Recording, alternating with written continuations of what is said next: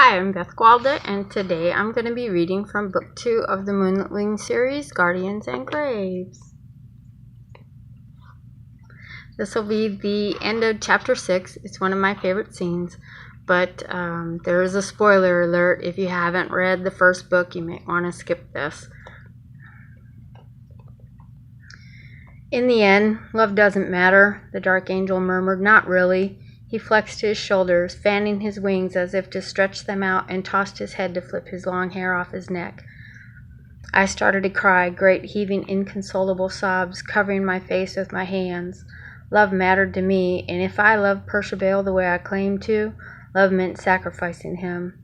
As painful as that prospect was, the thought of him being punished because of me was even more painful.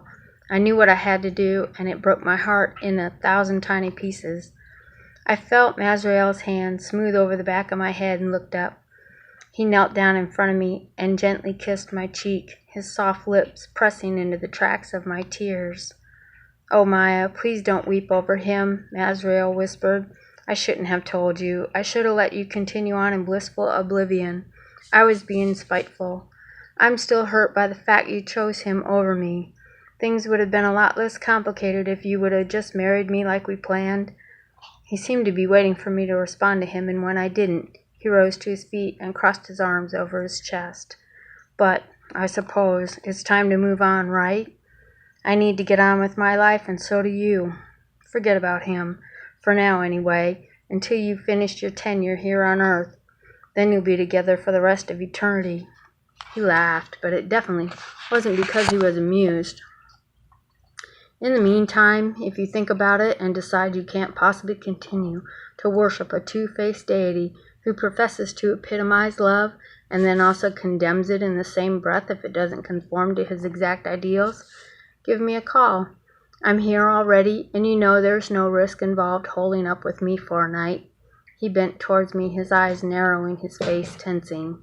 "Even if there were, you wouldn't really care. You don't love me."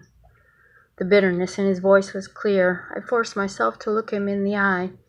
He didn't seem near as impressive to me now. He was just a cruel, angry, jealous, and spiteful creature who had no place in my life anymore, and couldn't stand knowing he'd been defeated by Percival's goodness. "Oh, just get out, Mazrael. Get out of my house, get out of my life, and stay out this time," I seethed, climbing to my feet. I planted both hands in the center of his chest and shoved him away from me as hard as I could. "Get out!" The Dark Angel obviously wasn't expecting that. He glared at me with absolute fury, and then snapped his wings open, lifting himself onto the bed. "I'll go for now," he snarled. I watched as he positioned himself alongside the large stained glass window that took up most of the wall over my bed, and then smashed his fist into it, shattering it into pieces. A myriad of colored shards rained down over my bed and tumbled to the floor, clattering almost non-stop for a while. Without another word, Mazrael stepped through what was left of the jagged pane and disappeared into the storming night. For a few tense moments I could hear his wings beating through the howl of the wind outside, and then suddenly there was nothing but the roaring sound of my pulse in my ears. My heart was pounding, but it didn't seem as if I had any blood in me, because I felt cold, dizzy, and lightheaded now. The room was spinning wildly as I tried to stagger towards the bed, oblivious of the broken glass everywhere. As soon as I touched the now damp quilt at the foot, I went down, hitting the floor like a ton of bricks. Everything went black before I had even closed my eyes.